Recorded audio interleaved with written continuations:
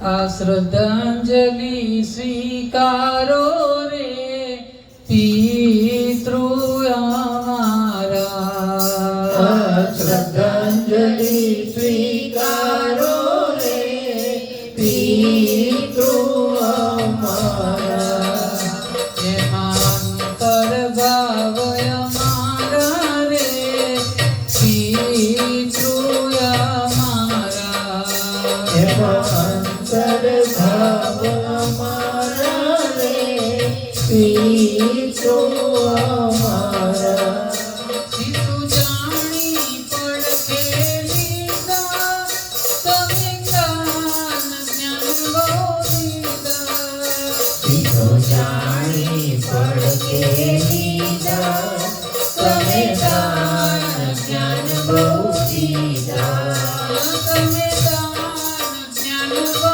દીધા, તમે દાન જ્ઞાન બહુ દીધા, ઉપકારો તમે બહુ કીધા રે પિતૃ અમારા, ઉપકારો તમે બહુ કીધા રે પિતૃ અમારા, શ્રદ્ધાંજલિ સ્વીકારો રે પિતૃ અમારા, શ્રદ્ધાંજલિ સ્વીકારો રે પિતૃ અમારા, પિતૃઓના આશીર્વાદથી આપણે તો અહીંયા બેઠા છે હો ગંગા કિનારે.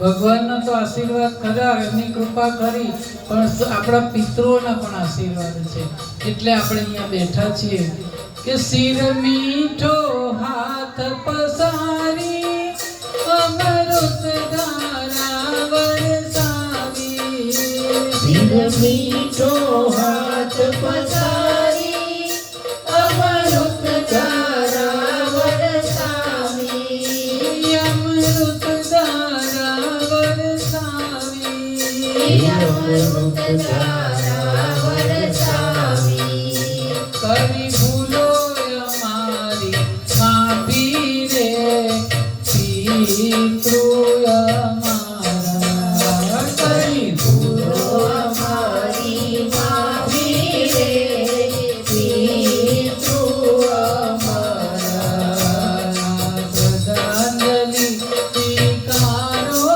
રે પિતૃ અમારા, શ્રદ્ધાંજલિ સ્વીકારો રે પિતૃ અમારા, અમે સાવતા અજ્ઞાની કઈ સમજી શક્યા ના જાણી, અમે સાવતા અજ્ઞાની કઈ સમજી શક્યા ના જાણી, જ્યારે બાળક જન્મે ત્યારે અજ્ઞાન હોય છે, એને કઈ ખબર નથી પડતી.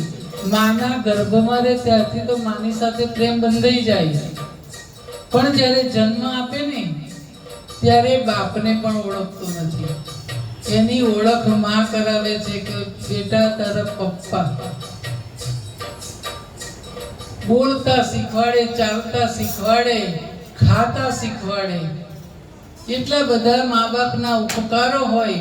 મોટા થાય પછી બાપ એને ધંધા ઉપર વળગાડે, એને કંઈ પણ ભૂલ હોય તો સમજાવે, એને સારું જ્ઞાન આપે કે મારા કરતા મારા બેટો સવાયો થાય.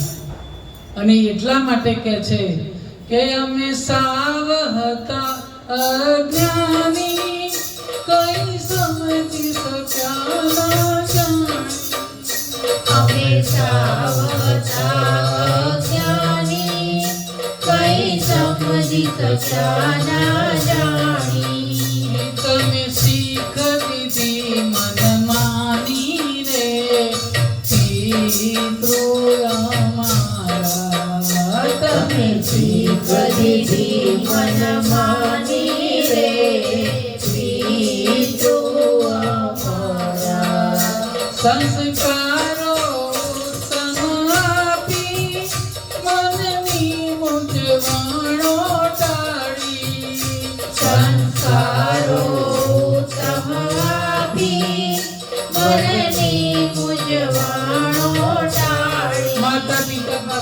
તને દોલત ના હોય ને તો કોઈ જરૂર નથી. આજના સંતાનો એવી આશા ના રાખી કે મારા બાપ બધું ભેગું જ કરે, પણ તમને જે સંસ્કાર આપ્યા છે એ સંસ્કારથી તમે નીતિથી ચાલશો ને તો તમારા કર્મની અંદર જે લખાઈને આવ્યા છે એમાં તો તારો બાપ પણ કશું સુધારી નથી શકવાનો. સુખ અને દુઃખ તો આપણા કર્મને આધીન છે, પણ સારા સંસ્કારો અને નીતિથી જીવવાનું જો બાપ શીખવાડે ને એ જ આપણી મૂડી છે.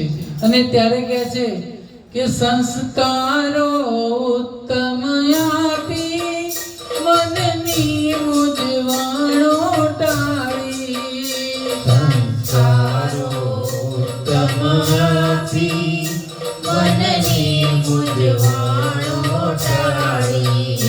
તમે છાપ ભક્તિની છાપી રે પિતૃ અમારા. તમે છાપ ભક્તિની છાપી રે પિતૃ અમારા. તમે જ્ઞાન દીપક પ્રગટાવી અંધારો દૂર હટાવી. તમે જ્ઞાન દીપક પ્રગટાવી અંધારું દૂર હટાવી. આપણે દીકરાને સંતાનોને કહીએ કે એકવાર તમે જાત્રા કરી આવો ગોવાની મહાબળેશ્વરને તો પછી એ જવાશે કાશ્મીર ફરવા. પણ જ્યાં સુધી પગ ચાલે છે ત્યાં સુધી આ ભક્તિ કરી લો. ક્યારે આમ કરતા કરતા જતા રહેશું. તમે જુઓ કોરોનામાં નાના છોકરાઓ મરી ગયા. એમને એમ હતું કે અમે મોટા થઈને ભક્તિ કરીશું, કરવા નથી રહ્યા. 40 વર્ષે 30 વર્ષે આપણને ખબર નથી આપણી ક્યારે આ કાયા પડવાની છે. તો પછી આજનો દિવસ જ્યારે આજે આપણને આપી છે પડ તારી પડ એક રીતિ જાય છે, તને ખબર નથી પડતી કે તારી કાયા ક્યારે પડી જશે. એટલે આપણે આપણા સંતાનોને કહીએ કે બેટા જ્યાં સુધી તમારા હાથ પગ ચાલે ને ત્યાં સુધી પહેલા જાત્રા કરી આવજો. એટલે કે છે કે તમે જ્ઞાન દીપક પ્રગટાવી અંધારો દૂર હટાવી. તમે જ્ઞાન દીપક પ્રગટાવી અંધારું દૂર હટાવી. ચાલ્યા ભક્તિનો રાહ બતાવી રે પિતૃ અમારા.